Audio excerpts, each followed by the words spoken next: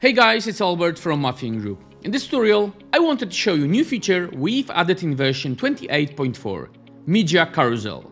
Within this feature, you can present any media like images or videos in carousel format. This element is incredibly powerful, so I encourage you to watch until the end. What you learn here will allow you to create some truly amazing combinations. Let's not waste the time on this introduction then and jump to my screen.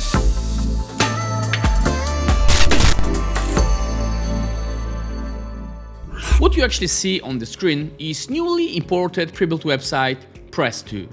We added in version 28.4 as well. And the images you see that slides every second are made with Media Carousel. You will find this element among all available elements. Let's type media in search field so you can see it on the list. Okay, let's add the element so you can see what settings are available for this element. After adding the element, by default you're gonna see notice that says add your items to carousel. Let's take a look on left side then for element options. First option lets you add media in bulk. Let's click browse button and add a couple of images. Great, as you see images have been uploaded and you can control them from the side panel as they also appeared under items heading. I've uploaded 4 images but only 3 are visible in content due to columns option set to 3 by default. As soon as I will change it to 4, all images would appear. Let's get back to images for a moment, as it's worth to be mentioned that not only images can be put here but other medias like self-hosted videos or the ones from external platforms like YouTube or Vimeo. Let's edit first image and replace media link with YouTube URL. What else we can do with each item is add link, title which appears underneath media, or even content underneath. Additionally, we can reorder items by drag and drop, clone and remove. Let's take a look at options underneath. Box style is an option that works when title or content is added. In this case, it would work for video. I just added as it's the only element that has title and content, so let's switch to horizontal. As you can see, title and content appears next to the video. When selecting this option, underneath we have an extra option named image width. By sliding slider, we can easily increase or decrease media. Let's now switch to overlay so you can see how title and content overlay media.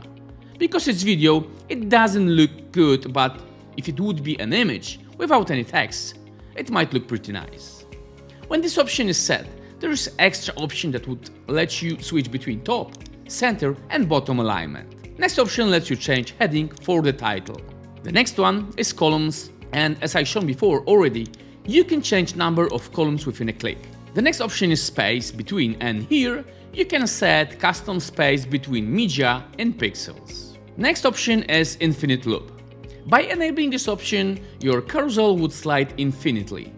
Option underneath is autoplay speed, and here you can set time in milliseconds. The next one is animation speed, and just like for autoplay speed, you can set time in milliseconds as well. The difference between the two is that autoplay speed is an interval between slides, while animation speed determines the duration of the transition itself. To turn on the slider, we need to enable pagination option. As soon as I do this, slider starts autoplay. The next option is pagination style, and here we can switch between standard, where pagination is underneath the slider, and overlay, where pagination overlay carousel. The next option is pagination count, where we can switch between standard look and dynamic, which brings a bit of freshness. Next one is pagination visibility, and just like for any other element, we can decide on what types of devices we would like to display or not to display carousel. The next option is navigation that has 3 styles available: standard, overlay and custom. All styling options for custom one you will find under style tab.